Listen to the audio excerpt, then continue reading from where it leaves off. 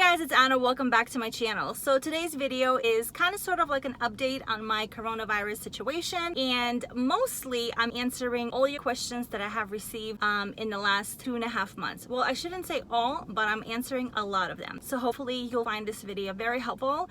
And if you're new to the channel, I'll link the original videos somewhere here and down in the description below. I was diagnosed with COVID-19. I tested positive and had a lot of things happening. So be sure to watch those videos. First of all, I want to say thank you to everyone who has wished us well, who shared their stories, who shared their struggles, their symptoms, and their journeys. We really appreciate you. Okay, so one of the questions I get asked is, did we take vitamins during the time that we were sick? Yes, we took D3, B12, vitamin C, zinc, I think it was a combination of calcium, magnesium, and zinc, and probiotics.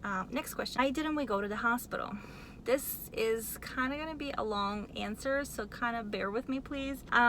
Every city, every state, every country got hit by the virus very differently. I'm in the heart of New York City, and especially where I live, we got hit very hard. Hospitals had no room. Regular doctors were closed. Only option was urgent care. And when we did go to the urgent care initially with my mom, her oxygen levels were low, but not low enough for the hospital to admit her. And after the doctors evaluated her and said that if you're gonna go to the emergency room right now, you're gonna sit there for as long as it takes. It could be 5 hours, it could be 10 hours, it could be 2 hours. Once they're gonna check you, check your vitals, and your oxygen is not below 90, gonna send you home. This was just weeks prior to us getting sick, having the double pneumonia.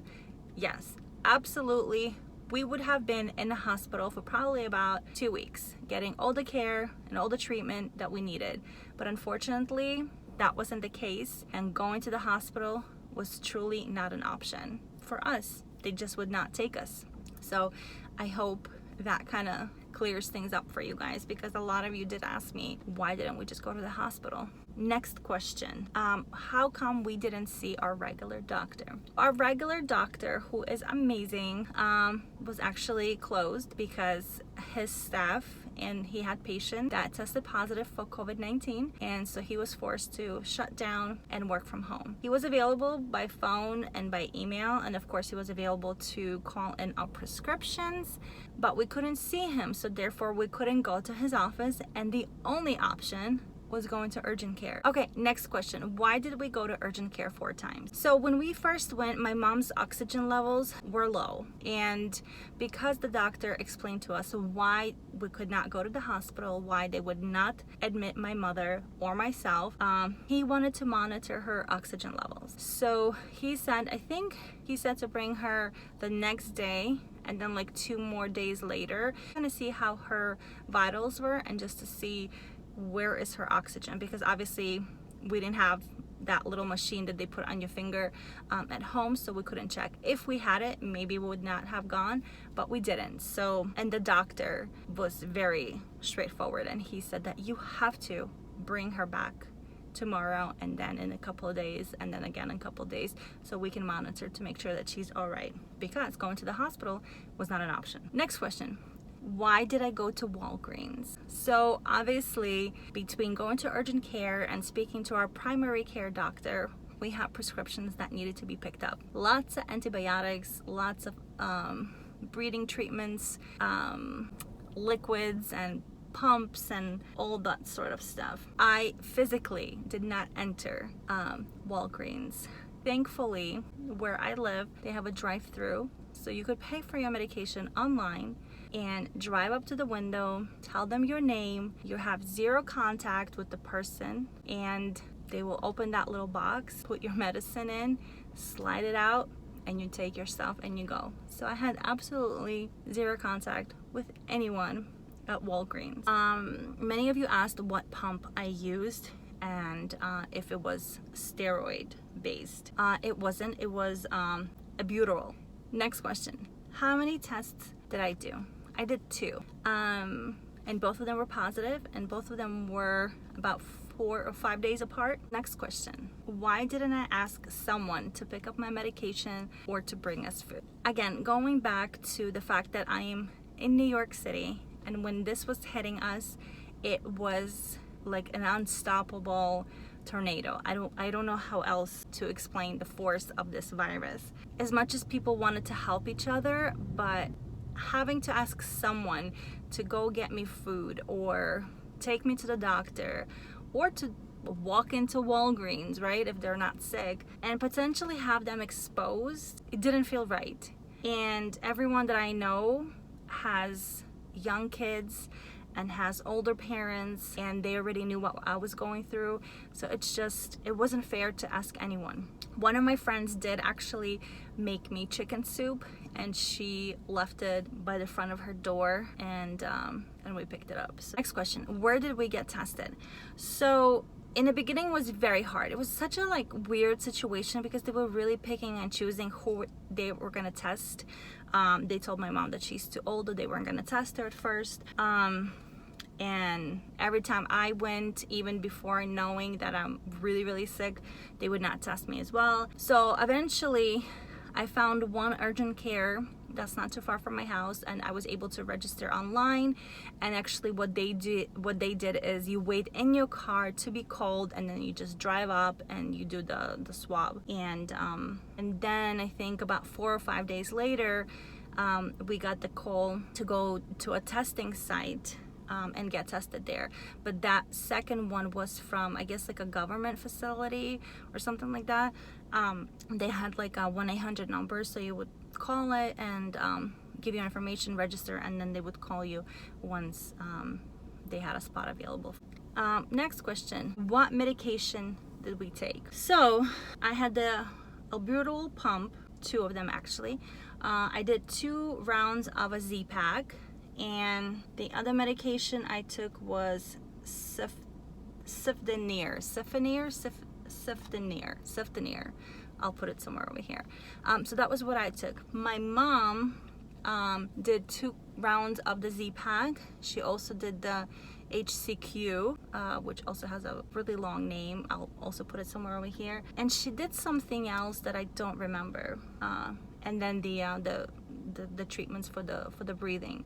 Next question, why do I have to wear a mask if I already had the virus? Well, again, I'm in America and I live in New York City, and over here we are required to wear a mask in any public place, especially things like banks, stores, urgent cares, hospitals, and even outside if you're unable to keep 6 feet of distance between you and other. Next question. Well, I guess it wasn't this one isn't really a question, but someone asked me, how the heck did I drive being that sick? I don't know. I think I was on an autopilot. I don't know. I was just so worried for my mom that whatever I had to do, I had to do. A question I get asked a lot is how I'm feeling now. So it's been about 8 to 9 weeks since this whole thing started, and I have to say I'm feeling pretty good. I think I'm pretty back to normal. I don't think I have any side effects that are lingering or anything like that. So thankfully, I'm okay. Next question. Did I lose my sense of smell, taste, and appetite? Yes, yes, and yes. So we really didn't eat much for the first 10 to, I think, 12 days. The only thing we did eat was fresh chicken broth with nothing, just the broth, that's it. And crackers every once in a while. And I think that was because we really couldn't taste the food, we couldn't really smell it, so nothing was good enough at that point. But now it's okay. Now the only thing that still stayed with me is I cannot do eggs. I don't know what happened. I just can't do eggs. I don't know. And I spoke about this in one of my other videos. Very strange. Okay, next question. What cleaning products did I use to clean my house? So once I was okay to come home, even though I was very worried and still paranoid, but I got the clearance from my doctor, and we've been monitoring my kids and everything has been okay at home. I knew that I have to clean a lot and disinfect a lot. So I was using Clorox wipes, Lysol spray, and probably Clorox based sprays to clean the bathroom, and many surfaces. And so with the wipes, what I would do is obviously wipe down as many surfaces as possible where the kids are touching, where I'm touching. And we also changed our bedding every 2 to 3 days and changed our towels every 2 days. Question: do I know where I caught the virus? I'm really not sure. We were thinking that maybe it was from my mom because she's a healthcare worker. But to be quite honest, I mean, our area was hit so hard, and one touch, I guess, I could have been exposed, or she could have been exposed. I don't know. It's really hard to tell. It could happen anywhere and really to anyone. Next question. What did my headaches feel like? So I used to have a lot of migraines, and so not like a migraine.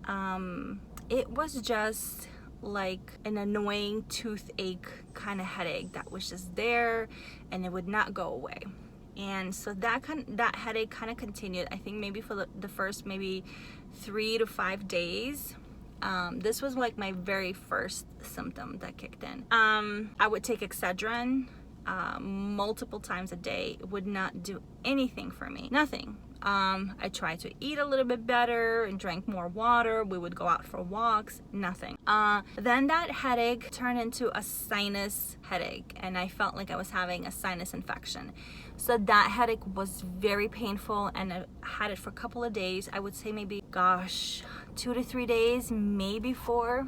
So it would be all around my forehead, and I remember it was so painful. It would shoot like down my eye and into my nose. Like my whole face right here hurt so much, and that was the reason I ended up going to the doctor the very first time, because I thought I'm probably developing a sinus infection without any other sinus infection symptoms, just this really painful headache. Next question. How many days of symptoms did I have? It's really hard to tell because, again, like going back to this headache started so many days before I actually got my fever, and then the breathing issues and the chest pain. I mean, probably overall, we're talking over 3 weeks, probably more. It was tough. It was a lot. And it wasn't just everything at once. It was the headache, and then the severe headache that felt like the sinus infection, and then it was the fever and the chills and the body pain and difficulty breathing and no appetite, no smell, upset stomach. Like it was just like one after the other. So maybe it was a blessing in disguise that it wasn't all at the same time, because I can't imagine going through that all together. Next question. Did I do breathing exercise? Yes. I'll be honest, I wasn't very good at doing them because it was so uncomfortable. Holding my breath for 10 seconds seemed like it was impossible. And then to cough that up, because that's what the doctor said. He was like, take a deep breath, hold it for 10 seconds, and then try to cough. It was tough. I did, but I didn't do a lot. I did. And the same thing for my mom. She tried her best, but I think we were getting so exhausted by doing those breathing treatment. Okay, next question. What symptoms did I have? I think, and I said it in my other videos, that I pretty much experienced pretty much all the symptoms, minus just like a few symptoms that they initially were looking for, which was coughing, sore throat, and stuff like that, which I didn't have. So the symptoms that I had, and again, this was not all at once, it was from the beginning to the end. Headaches, upset stomach, no taste, no smell, no appetite, fever, chills, body pain, severe body pain, hot flashes, cold sweat, chest pains, difficulty breathing, and feeling very, very weak. I think that's about it. If you have any more questions, or if I missed something, please leave it down in the comments below. I would be more than happy to answer any follow-up questions that you might have. And again, this is my experience, and this has been my journey. So I think I answered pretty much everything. If I did miss anything, please leave it in the comments down below, and I'll be sure to get back to you as soon as I can. Again, a big thank you to everyone for sharing their stories, for supporting us, and I hope everyone who has been affected by COVID-19 is getting better, and hopefully this soon will be completely over, and we can just move on with our lives. Thank you again so much for watching. Be well, and I'll talk to you guys soon. Bye.